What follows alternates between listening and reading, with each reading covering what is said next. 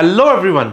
दोस्तों इस वीडियो में हम करने का वाले हैं कि पिछले तकरीबन 10 साल में दिल्ली का जो पैटर्न है एग्जामिनेशन का जुडिशरी के रिगार्डिंग कैसे टाइप के क्वेश्चंस आते हैं और हमारा एनालिसिस क्या कहता है कि आने वाले टाइम में जैसे अपकमिंग जुडिशियल एग्जामिनेशन है उसमें किस टाइप के क्वेश्चंस आ सकते हैं।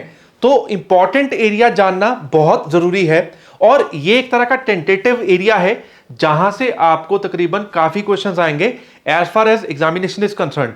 और मैं बात करूं इस वीडियो में हम दो एस्पेक्ट्स कवर करने वाले हैं, एक जो आपका लीगल पार्ट है, दूसरा लीगल जीके का भी पार्ट कि आपको ये पर्टिकुलर कंटेंट बिल्कुल भी मिस नहीं करना as far as Delhi judiciary examination is concern. तो दोस्तों स्टार्ट करते हैं पिछले 10 साल में कैसे क्वेश्चंस आते रहे हैं और हल्का सा हिंट कि कैसे क्वेश्चंस आ सकते हैं ताकि आपकी प्रिपरेशन इजी हो पाए। अब देखिए सबसे पहले डिवीजन ऑफ सब्जेक्ट्स तो आपको मालूम ही है, एज एन कि मैक्सिमम जो है यहां पे 200 नंबर का पेपर है आपका, जिसमें लॉ भी कवर्ड है, जिसमें आपका इंग्लिश पार्ट भी कवर्ड है और लीगल जीके वाला पार्ट जो इस बार पहली बार पेपर में आना है। तो स्टार्ट करते हैं। अब हमें सब्जेक्ट वाइज एक बार एनालिसिस देखना है। One is division of subjects, कैसे कैसे टॉपिक्स हैं, सब्जेक्ट्स हैं। कॉन्स्टिट्यूशन कवर्ड है, सीपीसी है, क्रिमिनल प्रोसीजर कोड है, इंडियन पिनल कोड है, कॉन्ट्रैक्ट एक्ट भी आना है अपने को और कुछ नई एडिशन जैसे कि limited liability partnership. Apart from that यहां पे देखिए पोक्सो एक्ट और कमर्शियल कोर्ट्स एक्ट। अब जानते हैं कि ये जो सब्जेक्ट्स हैं इनमें से कैसे क्वेश्चंस आते थे और क्या क्वेश्चंस आ सकते हैं। दोस्तों अगर हम बात करते हैं सबसे पहले सब्जेक्ट वाइज चलते हैं, पकड़ो कॉन्स्टिट्यूशन को। अब कॉन्स्टिट्यूशन में आप एक चीज को समझो, हम ये पर्टिकुलर वीडियो में क्या चीजें कवर कर रहे हैं। जब भी एग्जामिनेशन की बात करते हैं, अगर एज अ एस्पिरेंट हमें मालूम हो ना this is the important area या फिर ये ट्राइड एंड टेस्टेड एरिया है जहां से क्वेश्चन बनने ही बनने हैं एग्जामिनेशन में, तो प्रिपरेशन कहीं ना कहीं ईजी हो जाती है। तो दोस्तों आपको बताना चाहूंगा, अगर मैं कॉन्स्टिट्यूशन की बात करता हूं, द कॉन्स्टिट्यूशन ऑफ इंडिया, इसमें एक चीज देखना, डिफरेंट स्टेट्स में ये एक दो तरह के ये जो पर्टिकुलर एक दो तरह के क्वेश्चंस हैं वो नहीं आते। जैसे कि who said what in landmark judgement, किसने क्या कहा, अपने को पेपर आ जाता है दिल्ली में कि ये फलानी लैंडमार्क जजमेंट है, उसमें ये पर्टिकुलर चीज किसने कही। बहुत इंपॉर्टेंट क्वेश्चन है as far as Delhi judiciary examination is concern. Apart from that a bench of how many जजेस इज इंपॉर्टेंट जजमेंट्स। मतलब अपने आप में देखो दिल्ली में इस लेवल का क्वेश्चन आ रहा है कि अगर कोई भी लैंडमार्क जजमेंट है उसमें बेंच में कितने लोग थे, बेंच की बात की जा रही है। जैसा कि आप जानते हैं केशवानंद भारती केस में एक बड़ा बेंच था 13 जजेस का, ऐसे ही डिफरेंट केसेस में कहीं पे 5 जज बेंच है। अब यहां पे आपको एक चीज देखनी होगी कि अगर मैं कॉन्स्टिट्यूशन की बात करता हूं 5 जज बेंच या फिर कई केसेस में 7 या 13, आपको यह चीज यहां पे एनालाइज करनी है कि अगर ये इंपॉर्टेंट जजमेंट है। मैंने केशवानंद भारती का एग्जांपल क्यों लिया, क्योंकि पेपर में ऑलरेडी पहले ही क्वेश्चंस आ चुके हैं। ठीक है, ये क्वेश्चन एक तरह का है जो आपको एक्सपेक्टेड है एग्जामिनेशन में, बिल्कुल नहीं स्किप करना। उसके अलावा देखो कुछ ऐसा एरिया है जिसमें कोई दो राय नहीं है, जैसे कि फंडामेंटल राइट्स हैं, यहां से अक्सर क्वेश्चन आता ही आता है और ये क्या है, प्रीवियस ईयर एनालिसिस है, यहां से क्वेश्चंस आ रखे हैं। अगर मैं बात करता हूं आर्टिकल 226 की, अपार्ट फ्रॉम दैट जैसे 32 में भी बहुत इंपॉर्टेंट क्वेश्चन बनते हैं, 32 से क्वेश्चन आ जाता है। पूरे का पूरा फंडामेंटल राइट्स वाला एरिया अपने आप में एक इंपॉर्टेंट रोल प्ले करता है। अगर मैं दिल्ली की बात करता हूं, इवन आर्टिकल 21 में लेटेस्ट कौन कौन सी जजमेंट्स हैं वहां से भी क्वेश्चन आ सकता है। आगे बढ़ते हैं। अब मैंने यहां पे एक पर्टिकुलर पॉइंट डाला, अपॉइंटमेंट ऑफ जजेस। यहां पे देखिए दोस्तों, जब हम अपॉइंटमेंट ऑफ जजेस की बात करते हैं ना, या किसी की भी अपॉइंटमेंट की बात करते हैं, चाहे वो प्राइम मिनिस्टर है, चाहे वो प्रेसिडेंट वर्ड यूज किया गया है, चाहे वो कोई भी अथॉरिटी है, कौन करता है, कितनी एज है और रेजिग्नेशन किसको जाता है, ये अपने आप में बहुत इंपॉर्टेंट क्वेश्चन है कॉन्स्टिट्यूशन ऑफ इंडिया के लिए। आर्टिकल 30 का क्वेश्चन आया हुआ है। अब देखिए first in law, as an जैसे first law minister BR Ambedkar, ये क्वेश्चन पहले दिल्ली में आया हुआ है। अब देखिए फर्स्ट लॉ मिनिस्टर कौन है, फर्स्ट अबाउट एवरीथिंग, कब अडॉप्ट किया, किसने अडॉप्ट करवाया, ठीक है, ऐसे कमेटी के मेंबर्स कौन है, आपको ये एक्सपेक्टेड क्वेश्चंस हैं कॉन्स्टिट्यूशन के। और अक्सर ऐसे क्वेश्चन घुमा फिरा के बार बार आते हैं। यहां पे देखिए जब हम अपॉइंटमेंट की बात कर रहे थे, जब मैंने यहां पे वर्ड यूज किया अपॉइंटमेंट ऑफ जजेस, दैट इज डीजे लिखा मैंने यहां पे, appointment of persons to be and the posting and promotion of district जजेस, ध्यान से वर्ड्स को पकड़ना, in any state shall be made by the governor. अब ऑप्शन में क्या होगा, ऑप्शन नंबर ए होगी गवर्नर, ऑप्शन नंबर बी होगी governor of the state in consultation with the high court. तो अक्सर ऐसे क्वेश्चंस में गलती हो जाती है जहां पे कंसल्टेशन की भी बात की गई है। और नॉर्मल अगर आप बात करते हैं कई अपॉइंटमेंट्स में, अगर आप सिविल जज अपॉइंटमेंट की बात करते हो तो अथॉरिटी पूछ लेते हैं, अदरवाइज हाई कोर्ट का बहुत एक प्रोमिनेंट रोल है, उसके रिगार्डिंग क्वेश्चन आ जाता है। बट ये क्वेश्चन क्यों डाला, क्योंकि यहां पे एक एडिशनल पॉइंट आ गया, shall be made by the governor, option में ये भी था, but in consultation with the high court, तो B option will be the correct answer. ये आपका PYQ ही है जो पहले क्वेश्चन दिल्ली में आया हुआ है। थोड़ा सा आगे बढ़ते हैं, द राइट टू प्रॉपर्टी। अब देखिए ये एक तरह का बहुत इंपॉर्टेंट चेंज है और आपको इसका आंसर भी मालूम होगा कि राइट टू प्रॉपर्टी पहले फंडामेंटल में कवर होता था, अब क्या है अपने आप में कॉन्स्टिट्यूशनल राइट है, ना कि फंडामेंटल। तो यहां पे देखिए ये क्वेश्चन भी क्या है, PYQ, ठीक है।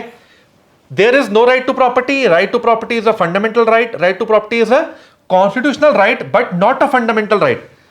तो कई बार क्या होता है क्वेश्चन में, एग्जामिनेशन हॉल में क्वेश्चन इस हिसाब से मोल्ड किया जाता है कि आपको बड़े ध्यान से देखना पड़ता है एप्ट आंसर क्या होगा, एप्ट आंसर, ठीक है।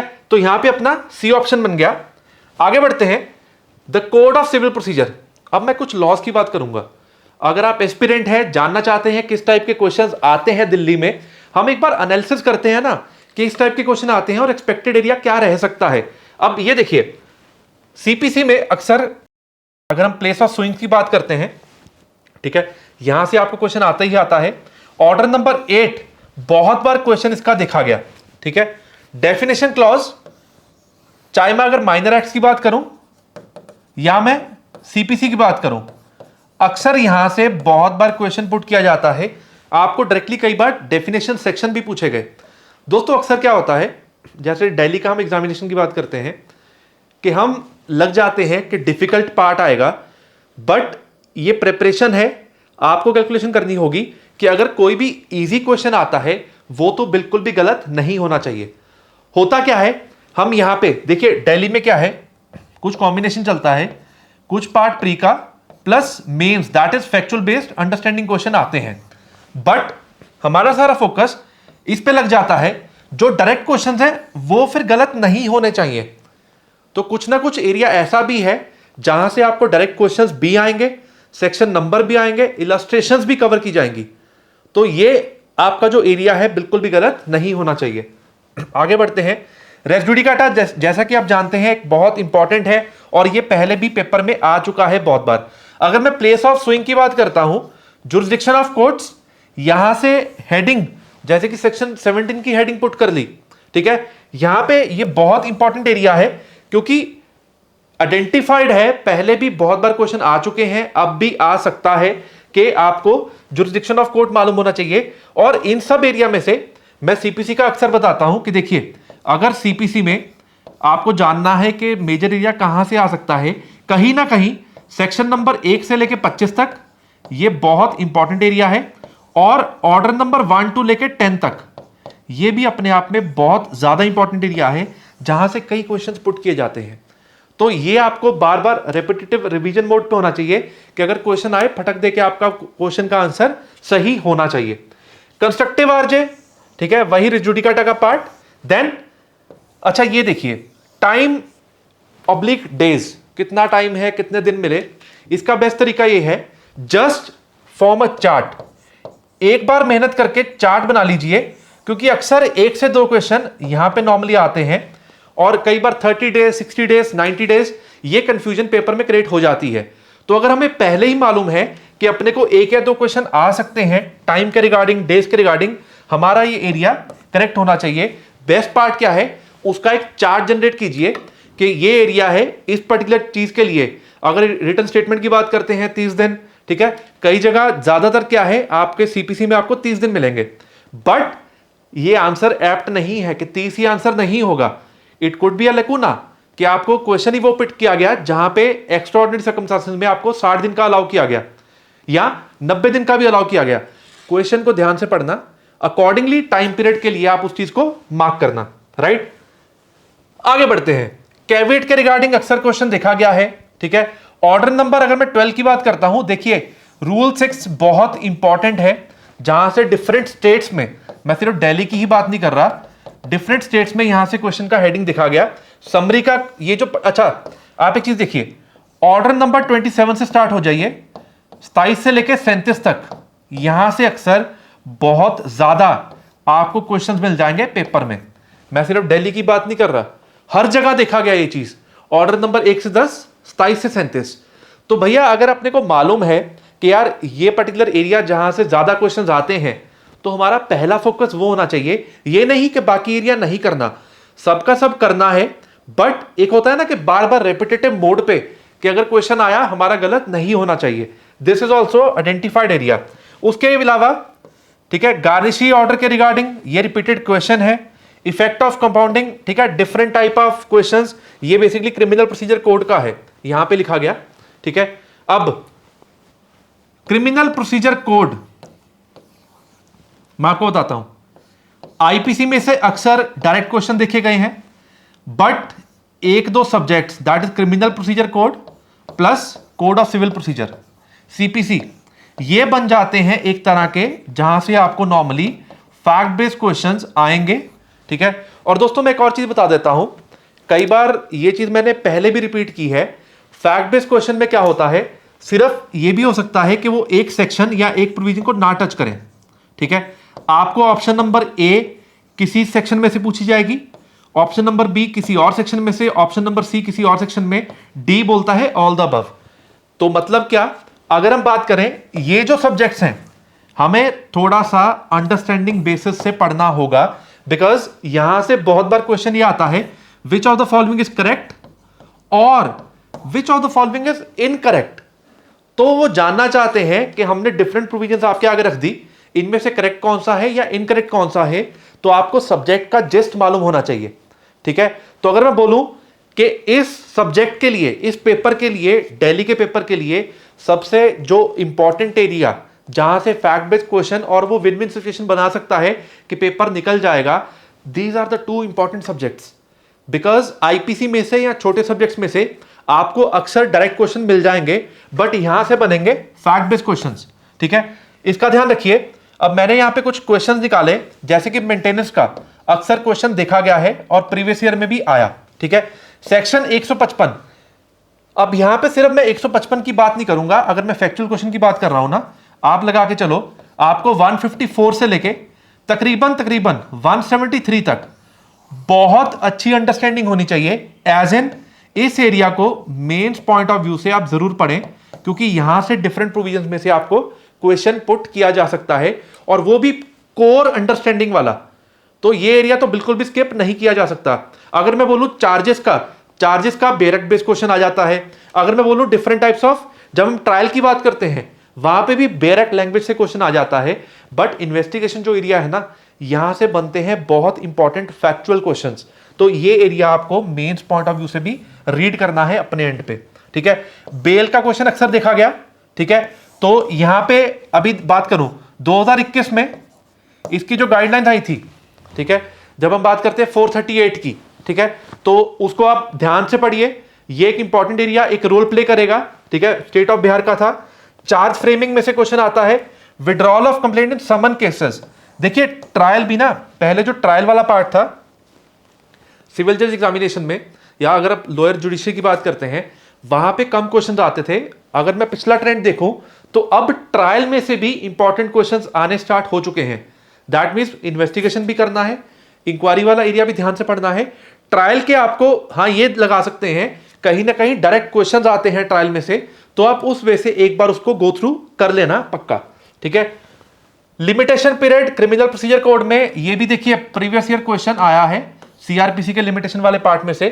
ट्रीटमेंट ऑफ विक्टिम्स डायरेक्ट, अच्छा जितनी भी एडिशंस है ना, ध्यान से समझना, जितनी भी एडिशंस या अमेंडमेंट्स हैं, जैसे कि अगर मैं 2013 एक्ट की बात करूं, 2018 की बात करूं, यहां से अक्सर बहुत क्वेश्चंस देखे गए हैं। इस एरिया को बिल्कुल भी नहीं छोड़ना, ठीक है। Statutory bail, default bail, bail की provisions, which statement is correct और इनकरेक्ट, जैसा कि मैंने बताया कि ये क्या बन जाएगा, ये फैक्चुअल बेस्ड क्वेश्चन आएगा पेपर में आपको, फैक्ट बेस्ड। ध्यान रखिए, अपील में से, मैक्सिम में से, ठीक है। अब जैसे कि आपको ये भी पूछ सकते हैं ऑट्रिफाइज इक्विट, ऑट्रिफाइज कन्विक्ट, ये किस सेक्शन के साथ डील करता है, ठीक है। आपको सेक्शन नंबर भी पुट कर सकते हैं कि 300 की प्रोविजन है, इसका मैक्सिम क्या है या मैक्सिम का मतलब क्या है, ठीक है। और इस बार तो ऐसा है क्योंकि लीगल जीके वाला पार्ट है, मैक्सिम्स आपके टिप्स पे होना चाहिए, एज इन आपको मालूम होना चाहिए कि डिफरेंट जो गिने चुने मैक्सिम्स हैं उनका मीनिंग क्या है। लीगल जीके में नॉर्मली आपको क्वेश्चन आ सकता है, ठीक है। थोड़ा सा आगे बढ़ते हैं। अब अगर मैं बात करूं 313, तो क्रिमिनल प्रोसीजर कोड में 3 बहुत इंपॉर्टेंट सेक्शन है, 311, 13 और 15। यहां से आप क्वेश्चन एक्सपेक्ट कर सकते हो। और इसको अगर मैं थोड़ा वाइड करूं, ठीक है, 300 से लेकर 327 तक ये एक तरह का हिडन एरिया है जो अक्सर छोड़ देते हो, बट यहां से क्वेश्चन दिल्ली में आ जाएगा, राइट। आगे बढ़ते हैं, द इंडियन पीनल कोड। अब इंडियन पीनल कोड में अगर देखा जाए ना, दिल्ली में घुमा फिरा के इंपॉर्टेंट क्वेश्चन क्या बनता है, यहां तो आपको लैंडमार्क पूछ लेंगे, ठीक है, किस पर्टिकुलर चीज के बाद क्या डील करती थी। और as compare to other states यहां पे भी इलस्ट्रेशंस आते हैं, ठीक है, यहां पे भी सेक्शन नंबर्स आते हैं, बट कई बार क्या होता है, कुछ यूनिक सेक्शंस, कुछ यूनिक डिफरेंट सेक्शन भी पुट कर दिए जाते हैं, ठीक है, उनका ध्यान रखना। अब देखिए, डेफिनेशन ऑफ हर्ट पूछा गया, मैं बात कर रहा हूं, देखो कई प्रोविजंस इजी भी आती हैं। अगर देखिए फेरोशियस डॉग इलस्ट्रेशन है आपका, ठीक है, डीजीएस में 2019 में आया। उसके बाद dishonestly making false claim, directly section number आया। ये दो इंपॉर्टेंट एरिया 34 और 149 की जब हम बात करते हैं, ये तो मालूम ही है कि प्री और मेंस ये एक एरिया, और 299 और 300 एक ये एरिया, मतलब ये तो प्री और मेंस की एक तरह की जान है। और दिल्ली जैसा कि उसका लेवल है, इतना अच्छा लेवल मेंटेन किया है एग्जामिनेशन का, जो पैटर्न आता है उस पर्टिकुलर पॉइंट ऑफ व्यू से अक्सर आपको ये जो प्रोविजन है 34, 149, 299 एंड 300, यहां से तो यार क्वेश्चन आपको दिखेगा ही दिखेगा पेपर में, ठीक है। A having insured a ship it was cast away, ठीक है, देखिए प्रीवियस ईयर क्वेश्चन में। अब मैं बात करूं, ये भी इलस्ट्रेशन है, ये भी इलस्ट्रेशन है, तो अक्सर आपको combination of landmark, illustrations, section numbers, direct questions भी आएंगे आईपीसी में, ठीक है। थोड़ा सा आगे बढ़ते हैं, यहां पे देखिए सॉलिटरी कन्फाइनमेंट का क्वेश्चन आया यार, ठीक है, 73 की प्रोविजन पूछी गई थी, वॉयरिज्म डायरेक्टली एडिशन हुआ, पूछा गया। अब यहां से आपको जब हम बात करते हैं जनरल एक्सेप्शंस की, यहां से directly illustrations plus section numbers भी पूछे गए हैं, ठीक है। और दोस्तों ये जो सारा एरिया है ना, just check it out, these are PYQs, ये प्रीवियस ईयर क्वेश्चंस आ चुके हैं।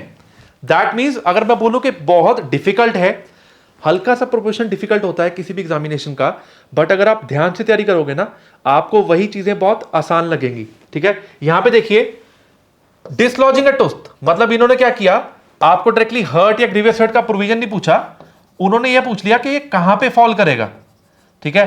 तो ग्रीवियस हर्ट के पॉइंटर चेक करना, डायरेक्ट क्वेश्चन है। स्टोलन प्रॉपर्टी का क्वेश्चन आया, अब यार गुड फेथ का सेक्शन नंबर पुट किया गया प्रीवियस ईयर क्वेश्चन में, तो अपने आप में ये देखिए कितना आसान क्वेश्चन आपको आईपीसी में दिखा, ठीक है। आगे बढ़ते हैं, द इंडियन कॉन्ट्रैक्ट एक्ट। अब यहां पे देखना कई जगह पे ना agreement in restraint of trade या फिर एग्रीमेंट रिलेटेड टू दिस, ठीक है, आपको यहां पे पता चलेगा कि हाँ यार उसका आंसर क्या है, वॉइड है, वॉइडेबल है, या क्या चीज है, ठीक है। उसके बाद कुछ डैमेजेस के रिगार्डिंग क्वेश्चन अक्सर देखा गया है और आ भी सकते हैं, ठीक है। एजेंसी के रिगार्डिंग आपको मैं भी क्वेश्चन दिखाता हूं कि यार कॉन्ट्रैक्ट में से इतने टफ क्वेश्चन नहीं आए हुए, it was a easy question, ठीक है।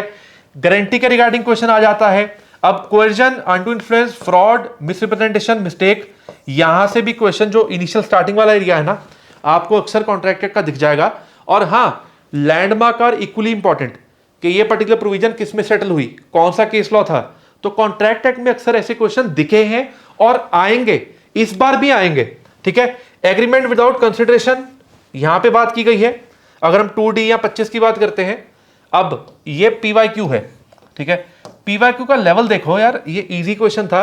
Agencies terminated by, principal revoking the authority, agent renouncing the business, death of principal और एजेंट, ऑल द अबव। अगर आपने 200 के बाद की प्रोविजंस पढ़ी हो, डायरेक्ट क्वेश्चन है एक तरह का। थोड़ा सा आगे बढ़ते हैं, एविडेंस एक्ट। अक्सर स्टूडेंट्स ये कहते हैं कि सर एविडेंस एक्ट मुश्किल है, बट बच्चे अगर ध्यान से पढ़ेंगे ना, अगर एविडेंस एक्ट को हल्का सा भी हमने मेंस पॉइंट ऑफ व्यू से थोड़ा सा इलेबोरेट करके पढ़ा तो अपने को बेयर एक्ट बहुत इजी लगेगा। इससे अच्छा सब्जेक्ट कोई नहीं है, बिकॉज ये सारा एक तरह का ना प्रैक्टिकल आप रिलेट कर पाते हो लाइफ से कि अच्छा अगर ये होगा तो ये नहीं होगा, कहां पे किस चीज की क्या वैल्यू है। ठीक है, एलिबाई इज गवर्न्ड बाय, तो यहां पे डायरेक्टली देखिए सेक्शन नंबर 11 में से अक्सर आपको डायरेक्ट क्वेश्चन दिखेंगे। Without prejudice are protected by, word use किया था। ठीक है, तो सेक्शन 23 का ये क्वेश्चन है। डिस्कवरी स्टेटमेंट 27 में से अक्सर आपको डिफरेंट टाइप ऑफ क्वेश्चंस देखे गए हैं। बर्डन ऑफ प्रूफ, अब आपको मैं कुछ आइडेंटिफाइड एरिया बताता हूं। देखिए अब मैं एविडेंस की बात करता हूं, सेक्शन नंबर 1 से लेकर 16 तक टच कर लो। ठीक है, यहां से पता है कि यार 1-2 क्वेश्चंस आने ही आने हैं। अगर मैं ये वाला एरिया चूज करूं 17 से लेकर तकरीबन 30 तक का, उसके बाद 32 का क्वेश्चन एक्सपेक्टेड है, आना ही आना है। ठीक है, उसके बाद देखिए सारी डायरेक्ट प्रोविजंस हैं, इसमें ये होगा एक्सपर्ट एविडेंस। ठीक है, 45 का कई बार क्या होता है हेडिंग ही पूछ लेते हैं। ठीक है, पब्लिक, प्राइवेट, ठीक है, प्राइमरी, सेकेंडरी, ये तो सारे डायरेक्ट सेक्शंस आ जाते हैं आगे जाके। बट 91 to 100 में से 91, 92 ये सेक्शन नंबर बहुत इंपॉर्टेंट बन जाता है। उसके बाद अगर हम बर्डन ऑफ प्रूफ की बात करते हैं 101 से लेके 114 तक अक्सर यहां से एक आधा क्वेश्चन पेपर में देखा गया है। एकम्प्लिस, अब सिर्फ यहां पे ये क्वेश्चन आया था कहां पे कवर्ड है, इट इज 133। ठीक है, 113 लिखा गलती से, it is 133, 133। Primary evidence, then section 116, 118। अक्सर देखो एविडेंस एक्ट एक ऐसा सब्जेक्ट है, ठीक है, अगर आप प्यार से बैठ के इसको ध्यान से पढ़ोगे ना, यहां पे आपका कोई भी क्वेश्चन गलत नहीं होगा, क्योंकि डायरेक्टली यहां तो सेक्शन नंबर को टच करेगा, या फिर कोई लैंडमार्क एक आधा केस लॉ पूछेंगे, या फिर अक्सर क्या होगा सेक्शन नंबर के साथ आपको इलस्ट्रेशन पुट किया जाएगा इस पर्टिकुलर एरिया में से, एविडेंस एक्ट में से। ठीक है, मुश्किल सब्जेक्ट नहीं है, ये क्वेश्चन तो पहले आए हुए हैं, इनमें से कुछ रिपीट भी हो सकता है। Court can take judicial notice oblique cannot take judicial notice, ये भी डायरेक्ट क्वेश्चन है। ठीक है, द स्पेसिफिक रिलीफ एक्ट, इसमें देखिए अब देखो इंजंक्शन का क्वेश्चन अक्सर देखा गया है पेपर में। अब ये एक ऐसा सब्जेक्ट है, चाहे आप स्पेसिफिक बात करो, लिमिटेशन एक्ट की बात करो, इवन एविडेंस एक्ट में, इवन सीआरपीसी में चैप्टर नंबर पूछे जाते हैं या पार्ट्स, किसमें क्या चीज कवर्ड है, ध्यान रखना दिल्ली के लिए। ठीक है, each and every section oblique provision is important. अगर मैं बात करता हूं छोटे सब्जेक्ट्स की, चाहे आप एसआरए की बात करो, चाहे आप लिमिटेशन की बात करो, चाहे आप कमर्शियल कोर्ट्स की बात करो, चाहे आप बेसिकली एलएलपी की बात करो, यहां पे देखिए छोटे सब्जेक्ट्स में एज एग्जामिनर वी एक्सपेक्ट कि ठीक है जी आपको इन प्रोविजंस में पता होना चाहिए कौन सा सेक्शन किस चीज के साथ डील करता है।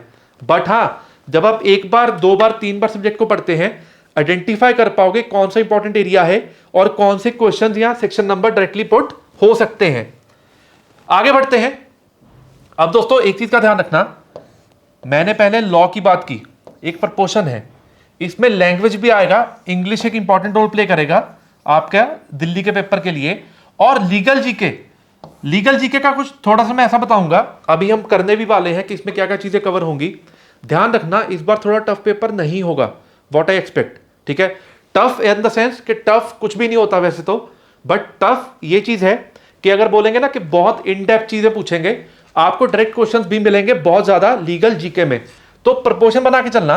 अगर आप लॉ, आज की बात करूं, अगर आप लॉ को 6 से 8 घंटे पढ़ रहे हो तो कम से कम एक डिवीजन बना के चलो कि आप 1.5-2 घंटा मिनिमम आप लैंग्वेज को लगा रहे हो, उसके बाद लीगल जीके को मिनिमम आप 2 घंटा लगा रहे हो। मैक्सिमम का तो अंत ही नहीं, आप जितने भी मैक्सिमम पढ़ाई करोगे उतना ही बेनिफिट आपको पेपर में मिलेगा। आगे बढ़ते हैं।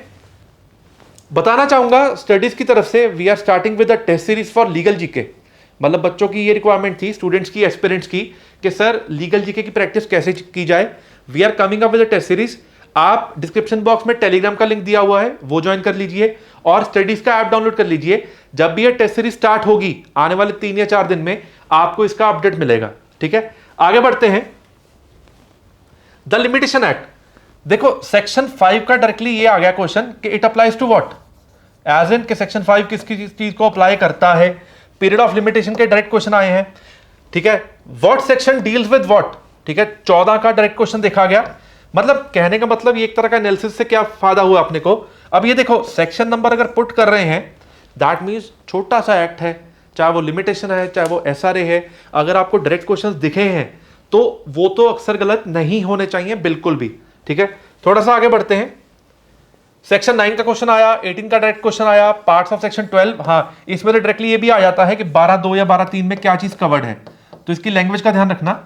Full part given which section deals with what, ठीक है, जैसा कि मैंने एग्जांपल आपको पहले दिया। अब ये कुछ ऐसा इंपॉर्टेंट एरिया जैसे कि लीगल जीके अपने आप में एक इंपॉर्टेंट एरिया बन गया है इस बार, क्योंकि एडिशन हुई पहली बार, बट मैं फिर से रिपीट कर रहा हूं, ज्यादा मुश्किल पेपर जैसा कि एक्सपेक्टेड है इतना मुश्किल पेपर नहीं आएगा। आगे बढ़ते हैं। अब लीगल जीके में कैसे क्वेश्चंस आ सकते हैं, देखिए दोस्तों जो जो रिसेंट पास में हुआ ना वो सब इंपॉर्टेंट बन जाएगा लीगल जीके के लिए। मैंने एग्जांपल के तौर पे जैसे डाइंग डिक्लेरेशन का केस आया था, ठीक है, वैसे ही इंटरनेट के रिगार्डिंग इंपॉर्टेंट जजमेंट आई थी Anuradha Bhasin versus union of India. आपको ऐसे पर्टिकुलर केसेस ये बन जाएंगे कि कौन सा केस किसके रिलेटेड है, ठीक है, तो इस चीज का ध्यान रखना। Make a list of the case laws. आगे बढ़ते हैं। लीगल फैक्ट्स जैसे कि governor general Lord William Bentinck abolish the sati system, आपको यह आ सकता है कि who abolish this, Babur was the first Mughal emperor in India. तो यहां पे कुछ वर्ड्स को ध्यान से पकड़ना, आपको ये डायरेक्ट क्वेश्चंस दिखेंगे पेपर में, ठीक है। आपको डिफरेंट फैक्ट्स आ सकते हैं, किस केस लॉ में क्या हेल्ड हुआ, कौन से पर्टिकुलर ईयर में कौन सा एक्ट एप्लीकेबल हुआ, ये सारा पार्ट बन जाएगा लीगल जीके का। उसके अलावा हर जगह अपने को एक चीज दी होती है कि जी ठीक है, नए सेंट्रल एक्ट्स हैं, जो भी बिल बने या वो कब से बेसिकली प्रेसिडेंट ने साइन किया जब वो लॉ बना, आपको ऐसे भी क्वेश्चन आ सकते हैं डेट्स के रिगार्डिंग, तो इन चीजों का ध्यान रखना। This is just example regarding the same, ठीक है। जो भी रिसेंट लॉज हैं, ठीक है, जो भी रिसेंट बिल हैं, आपको नॉलेज होनी चाहिए। अगर मैं बात करूं एंटिसिपेटरी बेल की गाइडलाइंस या फिर मेडिकल नेग्लिजेंस के रिगार्डिंग, ठीक है, ये इंपॉर्टेंट मुद्दे हैं, आपको डायरेक्टली पूछ सकते हैं कि इस केस लॉ में या गाइडलाइंस कहां पे दी गई या फिर पहली गाइडलाइंस कहां आई थी, ऐसे क्वेश्चंस आ सकते हैं, ठीक है। आगे बढ़ते हैं। Law commission of India. अब देखो लॉ कमीशन लीगल पार्ट आ गया, क्वेश्चन ये आ सकता है कि पहला लॉ कमीशन जो हम बात करते हैं was formed in which year. यहां पे ध्यान रखना, the first law commission in India, अगर मैं इन इंडिया छोड़ दूं तो आंसर इसका चेंज हो जाएगा, ठीक है। The chairman of the first law commission of India in 1955 was the then attorney general for India. आपको आ सकता है ऑप्शंस दी होंगी, ठीक है, आंसर क्या बन जाएगा, MC Setalvad. The last law commission, आपको ऐसा क्वेश्चन भी आ सकता है, फॉर्मर जज of the supreme court justice BS Chauhan was the chairman of the 21st law commission. अपने आप में बहुत इंपॉर्टेंट क्वेश्चन है as far as this examination is concern.